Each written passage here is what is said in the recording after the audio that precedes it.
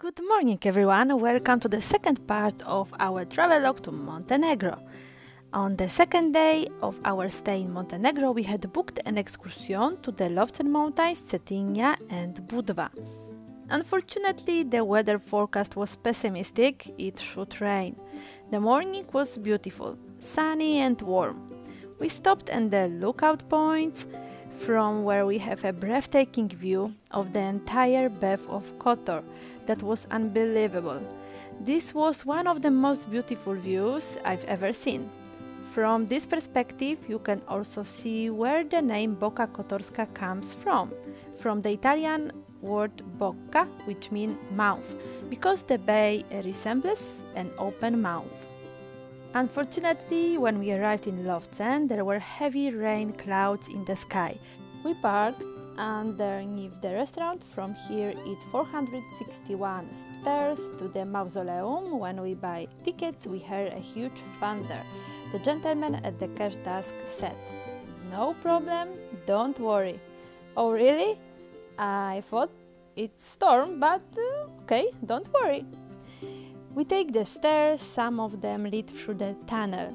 When we came out of it, it was raining a lot. In good weather, you can see almost the whole country, including Lake Skadar, Podgorica and the Bay of Kotor. Unfortunately, not today. The Lovcen mountains are covered with a dense dark forest and look black from afar. The country owes its name to this. The black mountain is Montenegro. Instead of seeing the view, lightning burst around us. We reached the mausoleum of Peter II Petrovich Niegos, the ruler of the country and poet. From here a nice path leads to the viewpoint. Totally pointless, we are going with it. As Paul passed the mass, he literally felt his hair went up. That's what the men mean at the register. No need to worry, because the masts are pulling lighting off and don't hit us. He was right, we survived.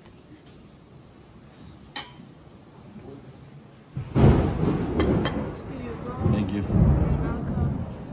Relieved, we returned to the parking lot and went to the restaurant to eat soup and the famous priganice. Priganice are small donuts made of flour, served in olive oil or fried and served with honey and cheese.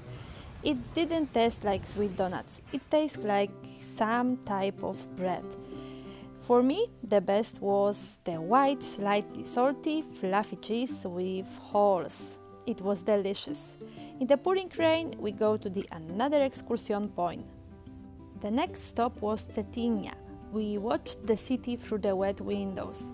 Cetynia is the former capital of the country. Its name probably derives from the original Slavic word kaito, which means forest area. Cetynia is a small town where tourists come for a while or not at all. In this area, the Lovcen Masin attracts tourists, and when they are already there, like us, they also come to Cetynia. For Montenegrins, Cetynia is an important place, a symbol of their statehood. School trips are often held here to learn about the history of the country. Until the time of the First World War, Cetynia experienced a boom. Government buildings and numerous embassies were built, and nobles from all over Europe came to here. It was even called the City of Embassies. The main sights can be seen in 2-3 hours. The Palace of King Nicholas, the Court Church, the Blue Palace. It's the seat of the president, the old town and the monastery of the birth of Our Lady, and this is the monastery I wanted to see.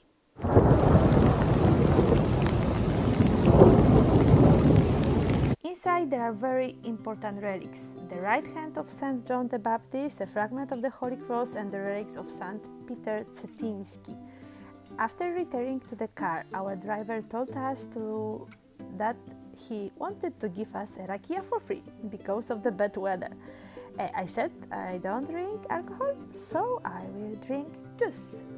Rakia is a strong alcohol beverage similar to brandy, obtained by distilling fermented fruit, popular in the Balkans. The alcoholic strength is 40 to 50%. The last point of the tour is Budva. When we entered Budva, we immediately noticed that it's a classic city with a tourist life. There are numerous hotels, bars, stalls, tourist office, clubs, souvenir shops. Budva is visited by tourists who consider the city as a starting point, but also by those who come here to relax, to walk, to lay on the beach, to eat and to laze. Budva is over 2050 years old. The 1979 earthquake destroyed the entire city. The reconstruction of Budva took about 10 years. In order to make the city more attractive to tourists, the authorities removed most of the state institutions during the reconstruction. In Budva, it is much easier to stay and transport. It is well connected and suitable for tourists. Budva is simply a trendy resort, filled with beautiful beaches and a unique old town. But our hearts were stolen by Kotor. It's the best place for us. Despite the rain, we ran quickly to the old town of Budva. Despite their small size, there are 5 temples behind the walls of the old town from the 15th century. It takes you about an hour to see the old town. The citadel houses a small museum, although most tourists prefer to walk along the city wall, which offers a picturesque view.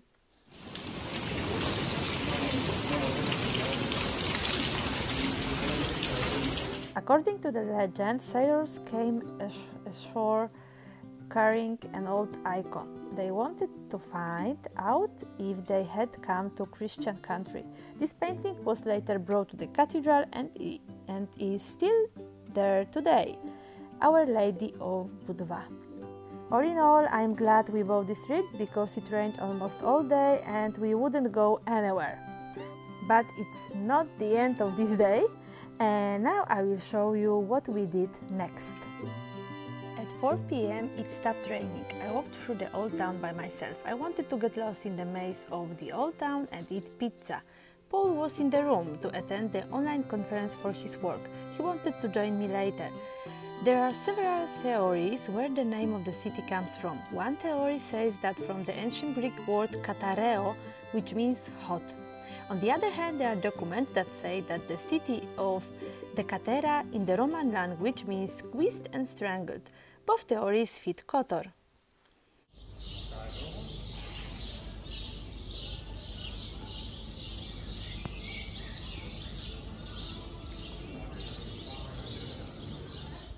Cats are one of the symbols of Kotor. We met them on every corner. A cat museum has been set up. They say that cats protected the city from the plague. Cats enjoy the sympathy and friendliness of both locals and tourists. Although the old town is small, we can admire a dozen temples and palaces. The old town is less than square kilometer in size. For a leisurely walk, we need about 1.5 hours. The 1979 earthquake destroyed the city. The reconstruction took several years and was possible with the help of UNESCO. In the old town, only the squares have names, the streets don't. It is easy to get lost, which is the most beautiful part of the walk. The old town can now be entered through 3 gates, the Sea Gate, the North Gate and the South Gate. For the first time we entered the old town with our backpacks through the South Gate. From our apartment we go through the North Gate. In my opinion, this is the most beautiful entrance, the most photogenic. We have mountains, old walls, the Skurdali River and the Kampan Tower. Most tourists enter the city for the first time through the Sea Gate. Above the entrance is the motto, Tu denesemo svoje ne damo, which means we don't want a stranger, we don't give up ours. Behind the gate is the Square of the Arms. This is the main and largest square in Kotor. The name derives from an old arsenal that was located here during the Venetian period. Every major event and ceremony takes place right here. On the square you can see a clock tower from 17th century, which is inclined towards the sea, probably as a result of an earthquake.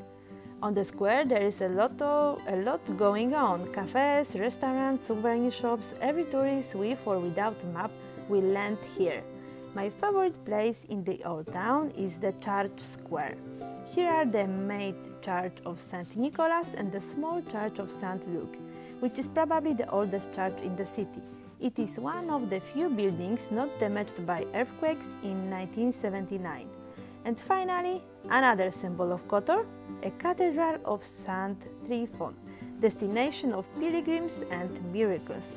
During the reconstruction of the church, the dam was not restored and a tower was not completed, hence the different height of the towers. In the treasure there is the most precious relic of Kotor, the head of St. Tryphon.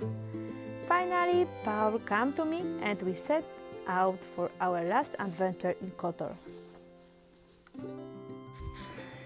At 6 p.m. we made ourselves happy for a 1.5 hour drive through the Bay of Kotor. I was very excited. It wasn't raining and we found the only company still working at that time. The tour plan included the island of the Virgin Mary on the rock and the village of Perast. It was a wonderful experience to see Kotor from a water perspective. Dark mighty mountains descending into the bay. Above us were heavy clouds announcing the rain. Fortunately, it didn't rain. After a few minutes' drive, we reached the island of the Virgin Mary on the rock. The small picturesque church in the middle of the Bay of Kotor is one of the landmarks of Montenegro. According to legend, its history dates back to the 15th century. Legend has it that two brothers found the image of the Virgin Mary in the Bay of Kotor at low tide on a small rock. They took the painting to the church, but at night it returned to its place. The situation was repeated 3 times until it was decided to build a church there. An island were created for this purpose. Over 100 boats with rocks were sunk. The church is modest, small, but incredibly charming. It looks beautiful from the air, from the water, and when you walk on this tiny island, you feel a wonderful calm. Unfortunately, the church was closed. That's a pity because inside there are incredible treasures. You can admire a huge collection of silver tablets from the sailors for a happy cruise. The oldest panels are several hundred years old and the newest are several months old, so the tradition is still alive. The second special feature is the embroidered image of Virgin Mary in a silver dress made by Janita Kunic, a resident of Perast. She embroidered for 25 years and used her own hair for the angels, which became increasingly grey over the years. We spent about 25 minutes on the island.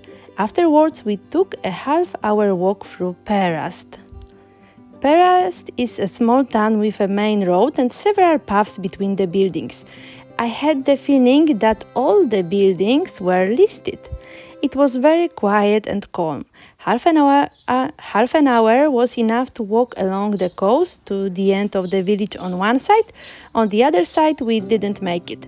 It is hard to believe that it used to be one of the largest and most dynamically developing villages of the Bay of Kotor, but that's all in the past.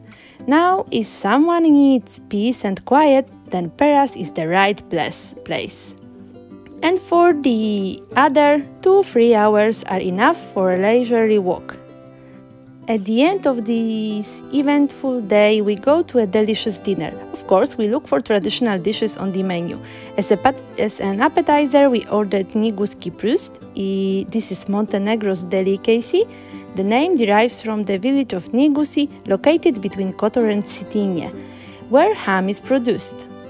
Sea salt, beechwood and mountain air are used for the production of ham. The perfect taste is achieved by cutting it into thin slices. As the main course, Paul chooses spaghetti with seafood and I choose the famous Czerny risotto means black risotto. It owes its color to the black ink from squid. And that's the end of our second day in Montenegro. A lot has happened. We have beautiful memories despite the rain. The next day we left Kotor and visited another part of the country. I invite you to see the third movie from Montenegro.